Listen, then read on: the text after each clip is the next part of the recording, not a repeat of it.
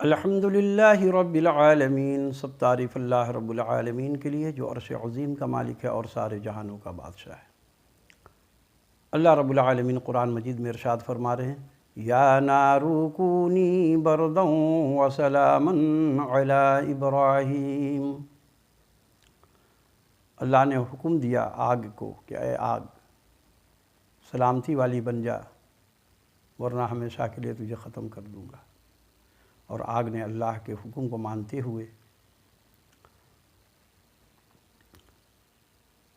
گلزار بن گئی، اور حضرت ابراہیم علیہ السلام اس آگ میں، یعنی آگ پھلواری بن گئی، اور اس میں جب ابراہیم علیہ السلام 40 دن تک رہے تو ابراہیم علیہ السلام فرماتے ہیں کہ میں نے کبھی اتنا سکون محسوس نہیں کیا جتنا میں 40 دن اس گلزار میں پھلواری میں رہ کر کے سکون محسوس کیا ہے۔ تو ہم اس اللہ کو مانتے ہیں جو اللہ کن کہہ دے تو فیکون ہو جاتا ہے۔ وہ کہہ دے یا نارو کونی برداً وسلاما علی ابراہیم، تو ابراہیم کے لیے وہ آگ ٹھنڈی ہو جاتی ہے، اور ایسی ٹھنڈی ہوتی ہے، نہ وہ زیادہ ٹھنڈی نہ زیادہ گرم، ایسی کہ وہ گلزار بن گئی، پھلواری بن گئی، اور وہ پھول کا جیسے جنت کا باغ بن گیا۔ تو ہم ایسے اللہ سے مدد مانگتے ہیں۔ تو یہ اللہ جو ہے یہ سارے جہانوں کا مالک ہے، اور اسی سے مانگنا ہر مسلمان پر فرض ہے، نہ کہ جیسے کہ الیاس قادری اور اس کے تمام چمچے چیلے، یہ لوگ جس طریقے سے بدعت سے بڑھتے بڑھتے اب یہ پروموشن ان کا ہو گیا، اب یہ کیا کرتے ہیں، اب یہ شرک میں مبتلا ہو چکے ہیں۔ اب دیکھ لیجئے مزار پر جا کر کے یہ اس طریقے سے عبادت کر رہے ہیں، اس طریقے سے مانگ رہے ہیں بابا سے جیسے اللہ سے انسان مانگتا ہے۔ اور یہ الیاس قادری یہ مداری بن گیا ہے، ڈرامہ دکھاتا ہے لوگوں کو۔ کیا ایک مٹی کا پیالہ لیا ہوا ہے، ایک مٹی کا گلاس، اور اس میں پانی پی پی کر کے دکھاتا ہے کہ دیکھو ہم سنت پہ عمل کر رہے ہیں۔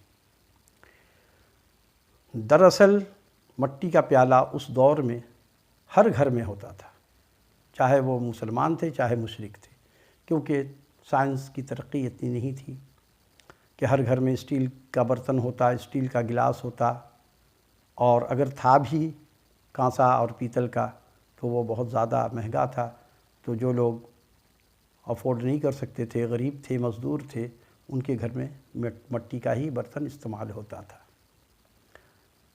اور آج بھی دیہات کے میں آپ چلے جائیے، وہاں پر وہی برتن ہیں، پرانے قسم کے لکڑی کے ہیں، اور وہ چٹائیوں سے بنا ہوا روٹی رکھنے کے لیے، جیسے یہاں ہاٹ پاٹ ہوتا ہے وہ انہوں نے کس طریقے سے بنایا ہوا ہوتا آپ دیکھتے ہوں گے، تو دیہات میں آج بھی استعمال ہو رہا ہے۔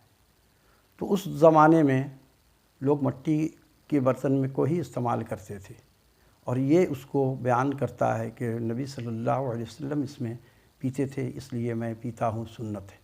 بے شک نبی صلی اللہ علیہ وسلم کا ہر عمل سنت ہے، لیکن اگر تم واقعی سنت کے پابند ہو اور سنت پہ عمل کرنے والے ہو تو نبی صلی اللہ علیہ وسلم کا حجرہ مبارک جس طرح کا تھا آپ ویسے گھر میں رہنا کیوں نہیں پسند کرتے؟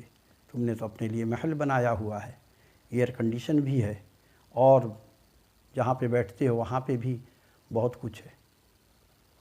اگر سنت یہ ہے تو مسجد کو اتنا عالیشان کیوں بناتے ہو؟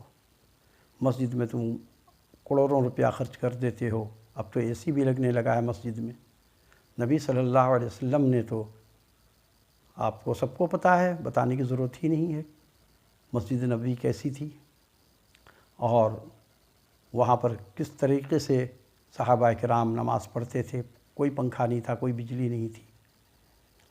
اس سنت پہ عمل نہیں ہوگا، یہ لوگ نہیں کریں گے، کیونکہ یہاں پہ مشقت ہے۔ محل بنا کر کے رہنے میں تو سب کو مزہ آتا ہے، بات تو جب بنتی ہے کہ نبی صلی اللہ علیہ وسلم کے حجرہ مبارک کی طرح اپنا بھی حجرہ بناؤ۔ اور الیاس قادری سب کو دکھاتا ہے کہ دیکھو میں بہت سنت کا پابند ہوں۔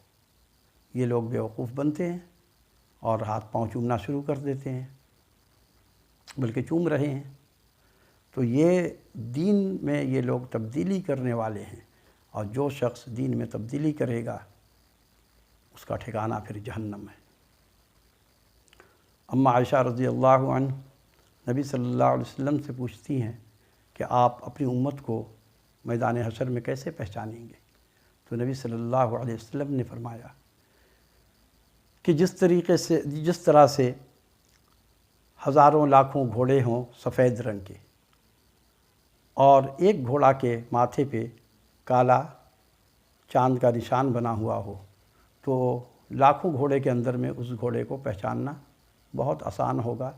اسی طریقے سے ہماری جو امت ہوگی اس کے چہرے سے نور ٹپک رہا ہوگا، چمک رہی ہوں گی اس کی پیشانی، اور میں ان کو اس طرح سے پہچان لوں گا۔ اور اللہ کا حکم یہی ہوگا کہ اپنی امت کی آپ چھانٹ لیجئے، اپنی امت کو سب کو الگ کر لیجئے، اپنی امت کو چھانٹ لیجئے، ایک طرف کر لیں۔ تو نبی صلی اللہ علیہ وسلم سب کو اپنی طرف کر لیں گے۔ لیکن جو لوگ شرک نہیں کیا ہے، کیونکہ قرآن کا اعلان ہے ان الشرک لظلم عظیم، جس نے شرک کیا وہ اللہ پر ظلم کیا۔ اور یہ لوگ اللہ کو چھوڑ کر کے غیر اللہ سے مدد مانگنے کھڑے ہو جاتے ہیں، اور پھر کہتے ہیں کہ ہم حب رسول والے ہیں۔ نبی صلی اللہ علیہ وسلم کی سیرت کو اگر دیکھا جائے تو نبی صلی اللہ علیہ وسلم نے اپنی زندگی میں سب کو اللہ سے ہی مدد مانگنے کی نصیحت کی ہے، اور اللہ سے ہی مدد مانگنا افضل طریقہ ہے۔ یہی ہمارے اوپر فرض بھی ہے کہ ہم اللہ کے علاوہ اور کسی غیر اللہ سے مدد نہ مانگیں۔ اور الیاس قادری دیکھ لیجئے ان لوگوں کا معیار، ان کے لوگ کس طرح سے گانا بجاتے ہیں، گانا کے دھن پہ یہ لوگ نعتیں پڑھتے ہیں۔ وہ طوائف لوگوں نے فلموں میں گانا گائی ہے، اس طرز پہ یہ نعت پڑھتے ہیں اور ظاہر کرتے ہیں ہم بڑے عاشق رسول ہیں۔ ایسے نعت خواں جو نام کمانے کے لیے یہ سب چیزیں کر رہے ہیں، ان سے پوچھنے والا کوئی نہیں۔ اور ڈاکٹر ذاکر نائک کو ان لوگوں نے کس طریقے سے ذلیل کرتے ہیں، ان کو نہ جانے نالائق کہتے ہیں، اور کیسے کیسے ان پر بہتان لگا رہے ہیں۔